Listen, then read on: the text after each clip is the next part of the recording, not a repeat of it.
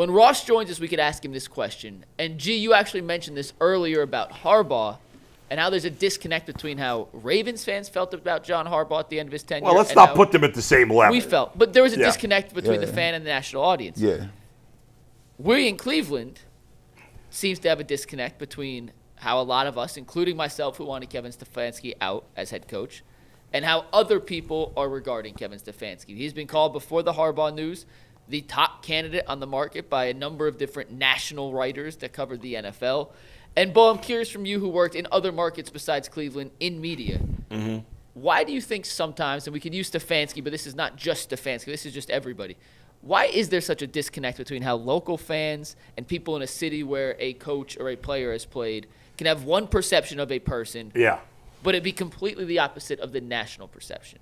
Because in most parts of the country, you look at the Browns as a joke, right? If you're a fan of any other team, even if you're a fan of a team that's also a joke, like in New York, if you're a fan of the Jets, like the Jets are as inept as the Browns are. It's just as bad an organization. But even Jet fans will look at the Browns, even though they will look at themselves as a joke too, they'll also look at the Browns as a joke. And they'll say, well, the coach won two. They're not watching. If you're in New York or L.A. or Chicago, anywhere, are you ever watching the Browns play unless they play your team? No. Never. No. And so they're seeing, what are they seeing? They're seeing Kevin Stefanski took the Browns to the playoffs twice when they hadn't been in the playoffs forever before that. He's won 2 Coach of the Years. He has, you go back to 23, they had terrible quarterback play and they made the playoffs.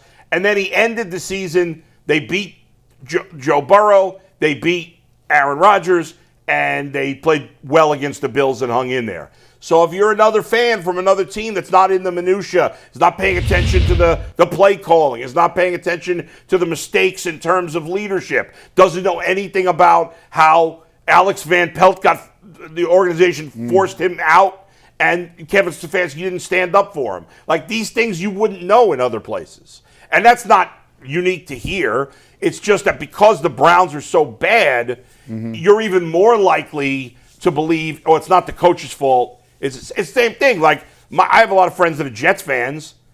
They feel like they assume everything's going to go wrong there too. It's like, you listen to when it's a bad team, the player that's good or the coach that is perceived as good will get the benefit of the doubt, right? So that's why. Back in the day, we always used to give the Patriots the benefit of the doubt. Right. Yeah. Everything they did. Everything they did or everything they touched turned to way. gold. The Patriot way, them drafting a tackle, or them doing this, or them trading out of the first round, or doing the. It's like, wow, the Patriots passed on this guy, or this guy's going to be a star. And it could change, right? Because the Giants for years were considered a model organization, and now they've been terrible for a decade almost. So it changes. But you always want to go back. It's like when the Bengals got Burrow, they got a little more respect in the league. But the Bungles is still always sitting there because of Mike Brown. And the moment they screw up, everybody's ready to jump back on. They're a joke. Burrow should ask for a trade. That's it's hard to change that reputation. Well, and in Cleveland, it's not just the team that stinks. They make fun of the city, and they think no one's to live there. It's okay. Like, Which at least so dumb. It is so dumb. You've lived here now. It's been I would never 15 move. years. But like the New York fans are like, well, we still got New York City.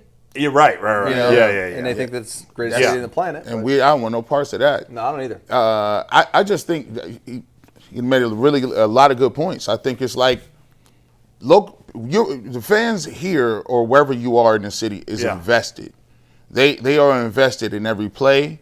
They're invested in every article, every hire, every cut, 5th round move, the minutia.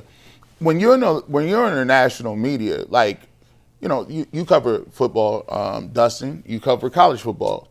I mean, you're flying in, you get a couple of days to watch the team, a couple of days to interview the coach, maybe some top players, get prepared, learn some names, go shoot the game, and you out. You boom, boom, boom, you out. You're not in there interviewing the coach and the beat reporters, and those guys are the dudes that are there every single day. So it's like you literally, as a national guy, do not have time actually to prepare for much of anything. You're just getting surface level content. Like especially if you cover 4 or 5. I always say I'm parachuting in for 2 days. Mm-hmm. And I got to learn everything in 2 days to be able to make it sound like I think I know what I'm talking about. The Jason Bourne, the Bourne identity. They drop you in an unmarked location, off on gather as much intel as possible in 2 days. Go to a safe house, get 10,000 in unmarked bills, 3 or 4 guns, and 4 passports in the woods, right? And a change of clothes, right? And a cyanide pill just in case you get caught by the ops, so you off yourself. So I mean that kit. That's the CIA Black Ops kit right there. Like, shout out to Tom Clancy. But no, man, like, we don't be knowing. Like, you got 5 or 6 stories. The producer going to come in there. What do you think about this? You going to give you a little 2 sentences about it. And we going to cut it up, and then you going to go to baseball. When the Browns hired Jim Schwartz to be their defensive coordinator, I'm sure there were fans in Detroit saying, oh, he stinks. Yeah, of course. Yeah, he's the head coach there, and he's terrible. And that's just the way it goes. You know your guys better than other people do. And then if, say, for instance, like Kevin Stefanski took his team to the playoffs in the first year. Everybody thought he was the greatest in slice. Like, right. You're the greatest of all time until you wear out your welcome. The reality is in football and coaching has never been so microwavable ever. Like, you talk about it in the NFL, you can talk about it in basketball. Like, guys are just, they don't even care about coach of the year in basketball. No, meaningless. It's meaningless. Like, when Marvin Lewis started with the Bengals, I was like, oh, he's a tremendous coach. He's doing a good job. By the end, I was like, this guy's the worst coach in football. Get him out of here. Because you get used to it. Right. You reach a level. And that's why Steeler fans are frustrated with Mike Tomlin. For us, we say, he has a winning record every year. For them, it's like, he loses in the first round every year. Are any of you guys surprised at the difference with Stefanski in particular now between how fans feel and how the national media feels? No, I'm a little, I don't know. I mean, let's see if Stefanski actually ends up with a job and how he does.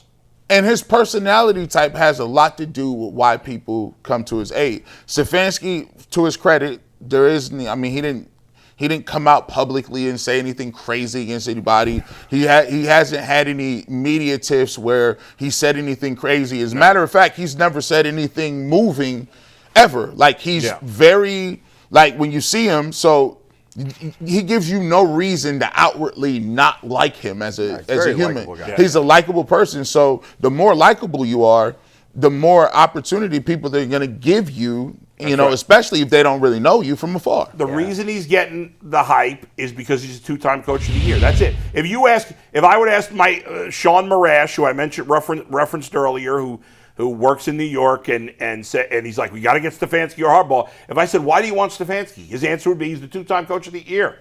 That was it. He knows nothing about Stefanski. Nothing. I have Giants. He doesn't know the ins and outs. I have friends back home who are Giants fans. Yeah. I've been asking about Stefanski. Yeah. And it's always, I hear he runs a great offense. Yeah. 2-time coach of the year. And then you're like, huh? Maybe he would. And I'm like, but dude, I do the post-game show, and we talk about 13 points every week.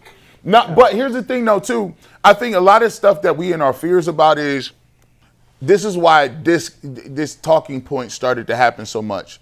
Watch what he does if he goes somewhere else. There's also this great fear that we're missing out on something because of what happened in our past. We take a look at Belichick, right? Anybody that has left Cleveland has had a level of success. I can talk about Ernest Biner. He fumbled here. He goes to the Washington Commanders or Redskins at the time, wins the Super Bowl. We cut Bernie. He goes in and wins the Super Bowl. Troy, he wins a playoff back game. Up there. But he played playoffs. One playoff like out of nowhere, learning the playbook. You take a look at Bill Belichick's the obvious one. Yeah. Look at all those coaching trees where you had Saban in the building at one point in time. Yeah. Belichick was here. I believe Gruden was on that staff, or one of the younger guys. There were other great coaches. I don't think it was Gruden. It might have not been Gruden, but if you look at that, there was. But lately, it hasn't been the case. I mean, none of the Browns. Shermer hasn't had success. Mike Pettin didn't have success. No. Chud hadn't had success. Hugh Jackson. But Kitchens hasn't had success. We always remember the hits, though. We don't remember the duds. We